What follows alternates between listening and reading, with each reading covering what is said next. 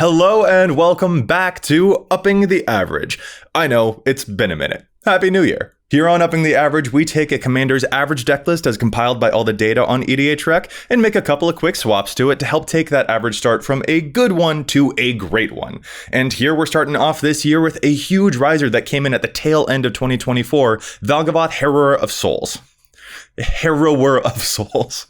You know the one I'm talking about, the really popular Mothman thing. Wait, no, not that one.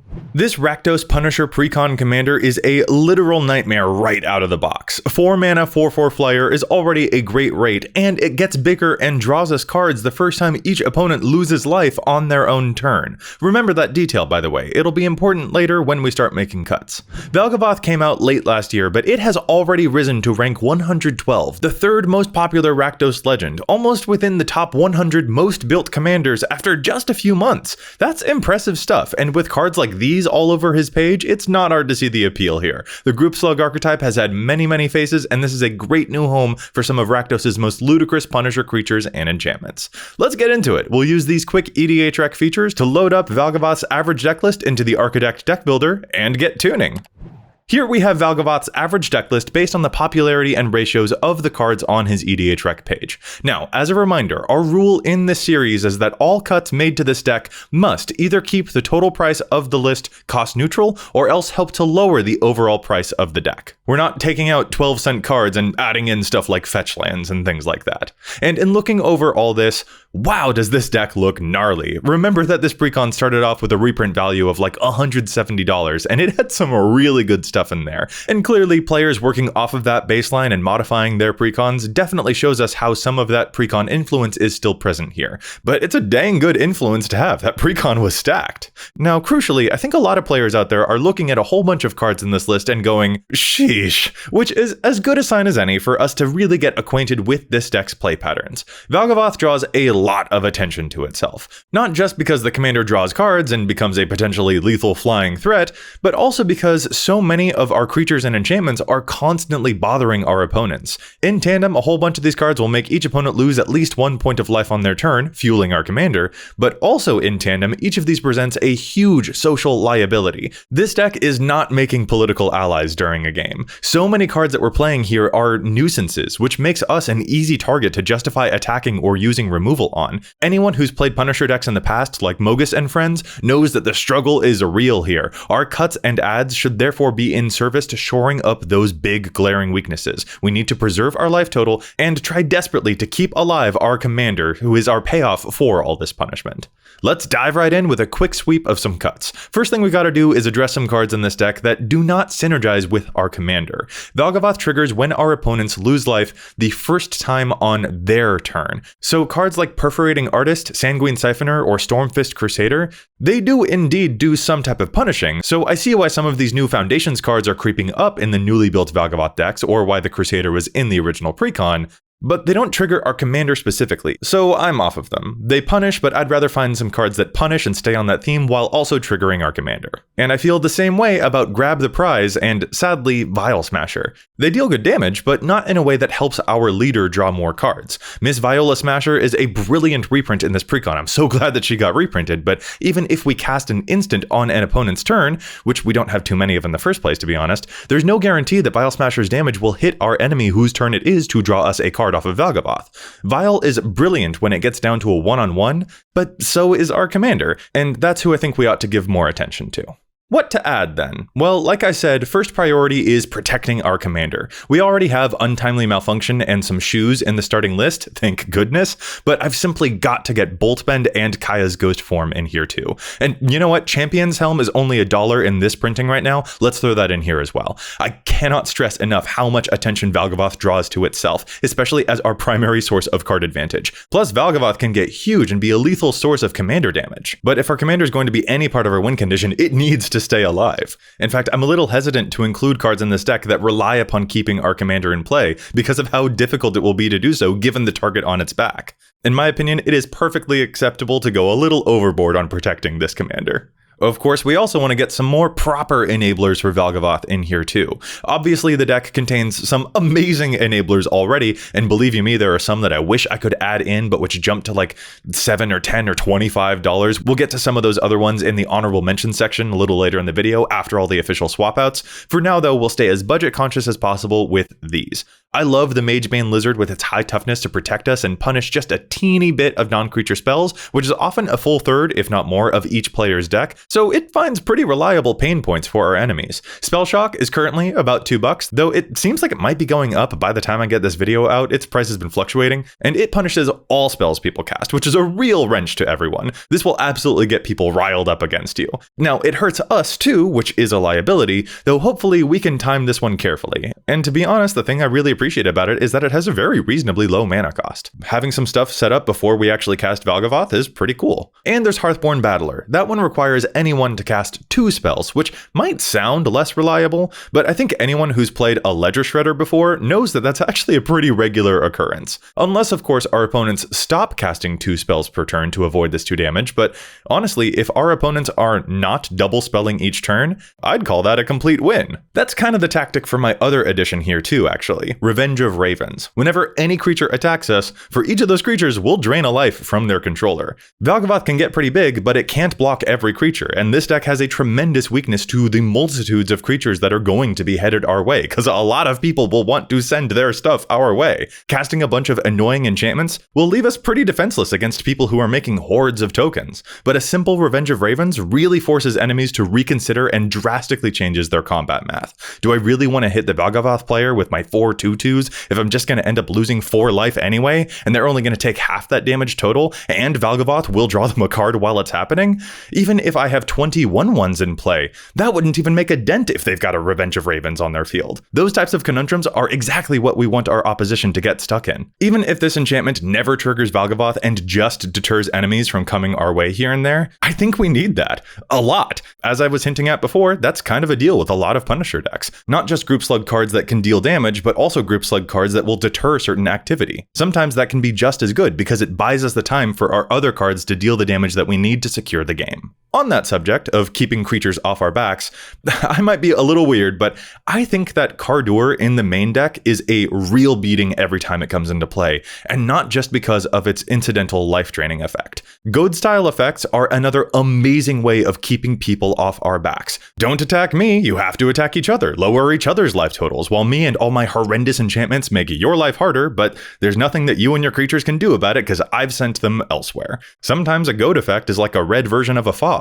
Plus, cards like Vengeful Ancestor will even ping our opponents when their goaded creatures attack, which, of course, triggers our commander. This deck needs ways of buying time, and these types of cards pull that off perfectly. There's actually another goad effect that I want to include too, but alongside it, I'll mention a board wipe I'm adding in as well, since both of these cards share a keyword. Rad counters are indeed rad with Valgavoth. On each player's turn, if they have radiation counters, they'll mill some cards and may lose life if they mill non-land cards. But if they mill some lands, then in that case they'll end up keeping some rad counters, which will eventually turn into some more mill and life loss later on a future turn. We don't care about the mill of this effect, but we do care that both of these cards will help us not have to worry about certain types of creatures and will add extra pings to our enemy main phases as we're doing so. We don't need a ton of rad counter effects, but I think these two work really well to either keep one very big creature from breathing down our neck, drawing us more cards, or in the case of the Nuclear Fallout spell, clearing out some gnarly tokens from being able to hit us. In fact, this board wipe is even adjustable so that if Valgavoth has gotten pretty huge, we won't necessarily have to lose our commander to get rid of a whole bunch of tiny creatures that could be looking our direction. And this card's only like $1.50. Remove some stuff and do some pings. These are doing double duty for us. I love them here. Alright, I've been adding a lot, so let me make a cut real quick. I added in that board wipe, and the card I'm swapping out of the deck is Decree of Pain, which I just think is a little too slow for its best benefit. Sorry. I don't hate Decree of Pain, I just don't love it, and I don't love it here compared to some of the other things we just put in. And actually, I'm gonna get rid of Sadistic Shell Game while I'm here too. I think the spell is awesome, actually, but it sucks that opponents can all choose the same creature, so sometimes if you're the public enemy number 1, as Punisher Group Slug decks occasionally can become by drawing so much attention to themselves, Opponents can game this spell in a way that'll make you wish that you had a proper Wrath effect instead. So that's why I'm cutting it, and I'm actually changing it out for my favorite budget board wipe, Deadly Tempest. Need the world to blow up, but still need to deal more damage? This card is so good. Just like a Rakdos charm, it has won me tons of games and saved me tons of times. I think this removal spell is a much better fit for Valgavoth. Okay, since we're on removal spells, it's about time that I address the pinpoint removal situation. I'm sorry, but Infernal Grasp being more popular in Valgavoth decks than Terminate is crazy pants. That is clearly some precon effect having a big influence here, but I am making this a direct swap one for the other. If we don't need to lose life, then we ain't gonna. Folks may also recall from this series that I personally hold no great love for the spell Bedevil, and to be honest, in this deck, I don't think I love Suspended Sentence either, unfortunately. 4 mana is a tall ask for pinpoint removal, 4 mana is Wrath territory, and those 3 suspend turns take a lot more time than it looks. When I did my gameplay data, I found that games usually end around turn 8 or 9, and let's be honest, sometimes Punisher decks can speed that clock up a lot, so I don't even think Suspended Sentence has that many opportunities to recast itself. And Bedevil's versatility rarely feels necessary to me. We're the most afraid of creatures hitting us. That is our big weak spot in this deck, so I'm personally less interested in it here. Now, all that said, while I don't like those two, I do think Unlicensed Disintegration is kind of a fun inclusion here. It kind of combines both of those two spells. It shaves off a little bit of mana, but will still destroy something and deal some damage to trigger our commander. Also, I know this card was unique to the Valgavoth precon, but I'm cutting Seance Board. Now, this card is cool design, but we need our 2 mana ramp to help us cast our commander on curve. That's why there are so many 2 mana rocks in this average deck in the first place. But Seance Board needs some death to occur before it can start tapping for anything. I love this card in demon decks, but not necessarily in this deck. I'm going to chop 2 other cards that look kinda stapley too, and that's Light Up the Stage and Theater of Horrors. Both care about people losing life on our turn, which isn't exactly what our deck is trying to do. We need life loss on enemy turns, which basically means that these cards kind of demand that in order for them to be most effective, we're doing well enough to feel comfortable attacking someone to enable these spells. That can be a slightly difficult position to secure. For something like Light Up the Stage, I think the other cheaper impulse draw cards would end up being a little bit more reliable for us, but I don't think we even need those. Really, I'd rather just make sure that we are keeping Valgavoth alive so that it can draw all the cards for us. It's not a bad idea to have backup card draw, obviously, but I like our other backup draw sources that are already in the deck because of their versatility to also potentially be used as a weapon against our enemies if we're down to the wire. And spells like these can't necessarily do that. Light Up the Stage feels a little bit more like a mono red card to me than a card that our drawing demon really needs, and meanwhile the Theater just feels like it's on a different wavelength than the rest of our deck. We've got one final cut to make, and that moves me towards one last card that can actually trigger our commander, but which I personally have just found to be inconsistent, and that's Harsh Mentor. Call me crazy, but in my experience, Harsh Mentor doesn't seem to trigger all that much. This admittedly might be a meta call, and of course, if it's deterring certain activity, that can be just as valuable as actually dealing the damage. I just don't think it is deterring the kinds of stuff that is actually most dangerous to us. And if it was actively triggering or deterring consistently, then I think its sister card, Immolating Shaman, would have been added to more than just 7% total of the Valgavoth decks out there. There are some cards out there that just deal 1 damage on players' upkeeps that we're not able to add into this deck because of budget reasons. Again, more in the honorable mention section in a moment. And the reason I bring those up is because I think those types of effects, simple as they are so much more consistent than Harsh Mentor. I'd put one of those into this deck instead of a card like this any day.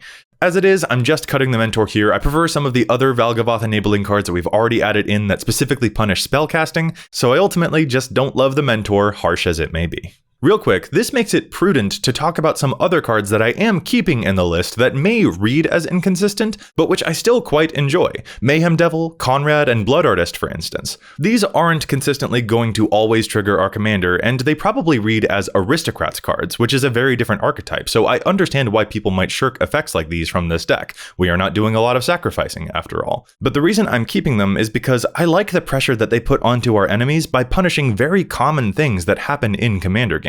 These cards see way more than just our own game actions. They could really stop up enemy treasure activities, for instance, since the Mayhem Devil doesn't ignore mana abilities in the way that Harsh Mentor does. Conrad and Blood Artist observing an entire battlefield of potential death really makes combat math a lot harder for our opponents, and even makes our enemies reconsider how much they can actually afford to put onto the battlefield in the first place, lest a single board wipe take their dwindling life total down past the point of no return. And we can't just nickel and dime our opponents to death after all. We need some cards in this deck that will push us across the finish line in case our commander can't manage to swing in for lethal. And a card like Conrad is a known beast of a finisher, as are some other cards that came in this precon set like Massacre Worm or Grey Merchant, which again may not always trigger our commander, but they can win games or save us in a pinch. These kinds of cards will probably end up getting optimized out of way more expensive versions of a Valgavoth deck. I'm just keeping them because I think it's wise for us to keep some final oomph effects in mind. Related to that, there's a big conversation to be had about Lord of Pain too.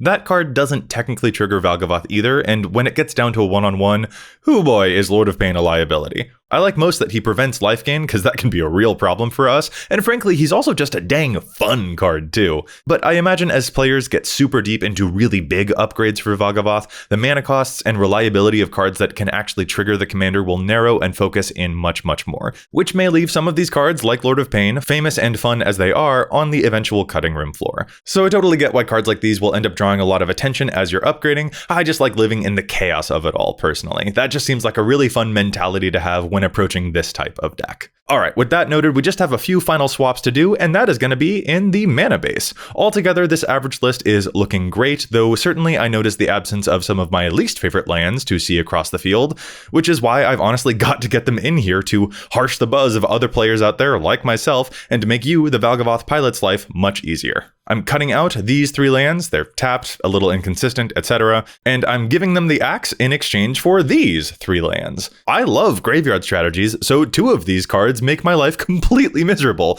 Play these cards. Stop people like me from going wild with all the graveyard shenanigans we're up to. And that Blood-Soaked Insight MDFC land is there for possible late game flexibility, which is just kind of neat. Believe me, I'd add a lot more MDFCs to this deck if they weren't out of our budget, Malakir Rebirth especially, but a lot of those cards cost a couple bucks, and I've got a budget rule to stick to. And you know what, actually, one last one here. Exotic Orchard I like more in 3+ color decks than in 2 color decks, so I'm going to exchange it out for a Rogue's Passage to help make sure that even if our opponents gum up the skies, our commander still has a chance to swing in for 8 or 10 or however much damage we need to clinch the game later on in case of emergency too.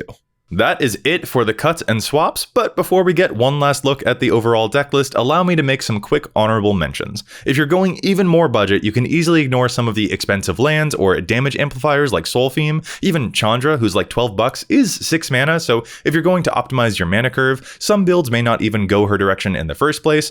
But yeah, you drop more than $45 if you cut just those 3 cards, which would bring this deck down below the total reprint value of the original Valgavoth precon. So I'd say we're doing pretty well. And if you are avoiding some of those, certainly feel free to throw back in any cards I cut that you happened to like, but also consider perhaps adding another 2 mana rock to help make sure that you get Valgavoth out on turn 3, or some cheap budget mana fixers like Ash Barrens, and some nuisances like Bloatfly Swarm, which is a really annoying little defender to make sure that people don't hit us, lest we give everyone bunches of rad counters that will trigger our commander for the next several turns. It's not a reliable enabler, but it is certainly an annoying attack deterrent. Maybe consider also some other on-brand removal effects like the Rakdos Coin Flip Demon, who will of course ignore our demon commander for a one-sided chance wipe, very chaotic and fun, and Incite Rebellion, which can have that same Deadly Tempest or Rakdos Charm effect of ending an opponent's game even when they thought they were about to take everyone down. On the flip side, if you're not playing budget and you want to get super lavish with your Valgavoth deck, well, Sheoldred has been the big card looming over this whole video.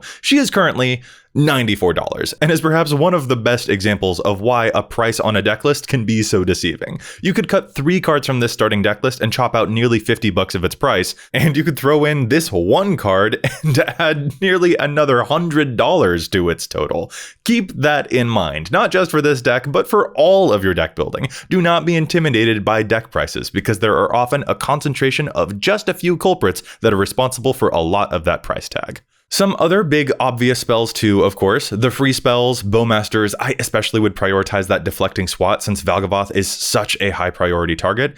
I really wanted to add in cards like Tybalt's Trickery or Darkness to this deck too for even more protection, but they're in the 10-ish buck range. I'd also have loved to get Forsaken Wastes in here, but it's $25 right now, which is wild. And on that note, of course, if you're on the hunt for more consistent enablers for Valgavoth, I would also seek out some land punishers such as Ankh of Mishra or Zozu, which I really wish I could have gotten gotten into this one, along with the card Barbed Wire. Any or all of these could be much more appealing to players out there than some of the less consistent triggers that currently exist in the list, including some of my favorite cards that I lingered on earlier, which I imagine would be the likeliest cuts to make room for some of these more consistent Valgavoth enablers. Some new Foundations cards are also proving quite spicy too, and a big life gain effect like that Conqueror or the famous Shadow Spear could really swing a game in our favor. If you are going to include more damage modifiers, watch out by the way, they don't all necessarily work on every effect in this deck, since they'll only amplify damage, not life loss. It can be easy to go overboard on them, but I do like the ones like Soulfeme or this Twin Flame Tyrant a lot more than some others out there like Ohir Ashenale, which can be more selective or more restricted,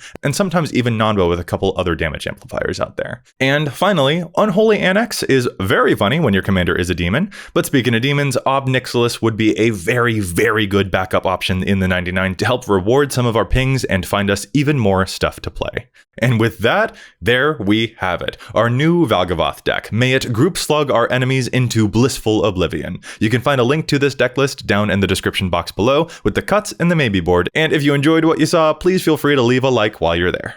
This commander has drawn so many players very literally like moth to a flame, so if you have any tips to share with your fellow group sluggers out there, make sure you leave them down in the comments below. Thanks so much for watching, and as always, remember, EDH wreck your deck before you wreck your deck.